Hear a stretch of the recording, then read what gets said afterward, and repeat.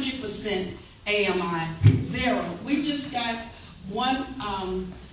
two now. We have a House and Connect on every other Wednesday in my office to help people get these apartments, these new apartments that have a doorman, a swimming pool, a big balcony.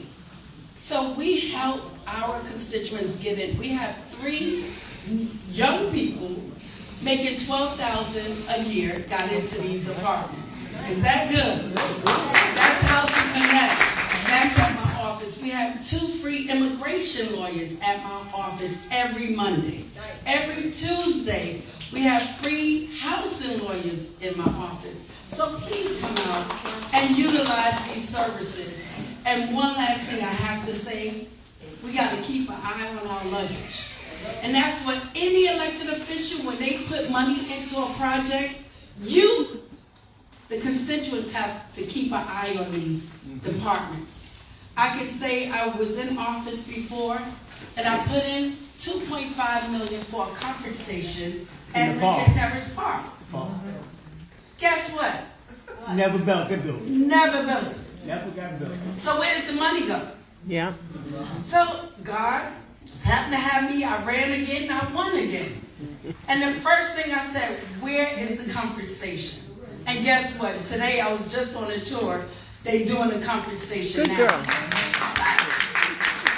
Imagine if I didn't get back in office. It would never disappear. That money would have disappeared. So I'm asking you, be a educated and a strong consumer of your tax dollars. Tell them when you see something, say something when you don't see it's done. So, and I'm Councilmember Mealy. I'm going to be brief and quick. And my office is at 400 Rockaway, Pickens Avenue, and East New York Avenue. And, with the 77 Clergy Council, we have the soccer event. It's every Friday, June 27 through August 15, from 4 p.m. to 6 p.m. at Soccer Roof, 17, oh, that's the big one, 17 Atlantic Avenue, in partnership with the 77 Clergy Council and the 77 Precinct. We have the Easter Day Parade. Yes, sir?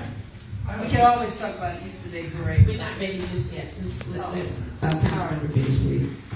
Me and my colleague, Assemblywoman Walker, we have the Easter egg hunt and parade. We have it every year at BRC,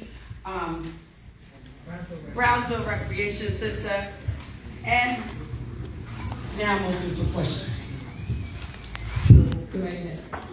So I heard you say about the CB8 project. One of the things that I am interested in knowing is the city doesn't want to be landlords. They don't want that responsibility. I always thought that the best thing to do is to put a moratorium on development in certain communities, especially mine, where they're killing us with these out-of-context buildings. That's City of Yes now. Yeah, it's the City of Yes. So how do you envision actually having properties negotiated for city land properties? Because that's Not even property, just land in general. Like now, my colleagues voted yesterday against me on a project in my district. I feel, why should we give city-owned land to developers to make money with 80% AMI? And in Brownsville, that's when I said they wouldn't give me how much the apartments would cost. Never do. First of all, they never do.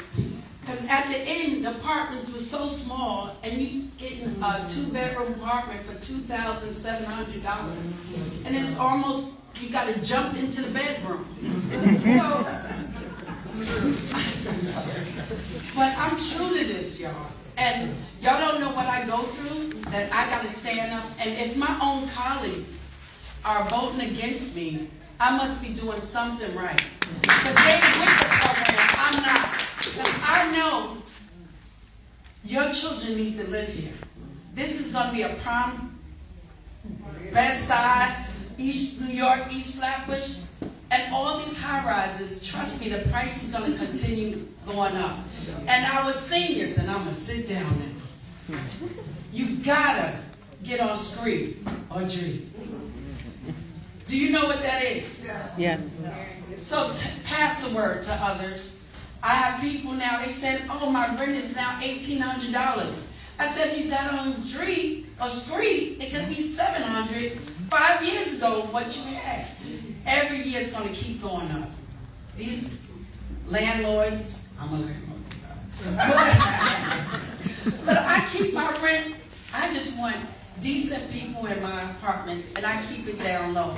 I got a big, only $1,200. I know I'm losing, but I feel in order to keep the stock and to keep people in the neighborhood they lived here all their life to stay in, I'm giving it at an affordable price.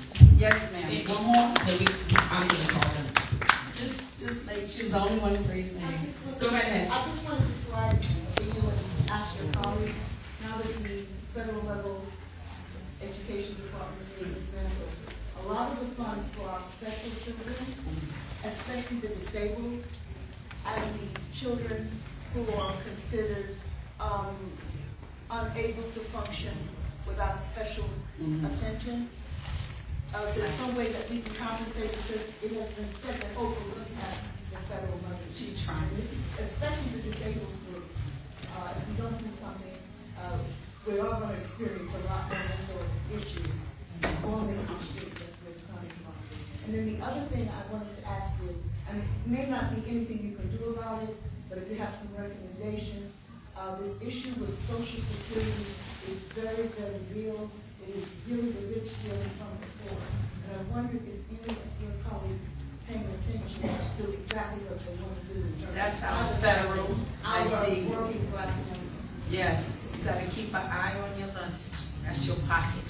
So I know Mr. Ross is here from Congresswoman Yvette Clark. He can answer that question. Thank you. My number is 718-953-3097. And remember, any elected official, city council, whatever their number is, that number will stay no matter if they in office or not in office. That number will stay, that you wouldn't have to keep changing, trying to find someone new number. Is that okay? That's a tidbit for you. Thank you so much. Thank you very much. Next, I'd like to call up Representative for Assembly Members Innerman, Tunde Watkins.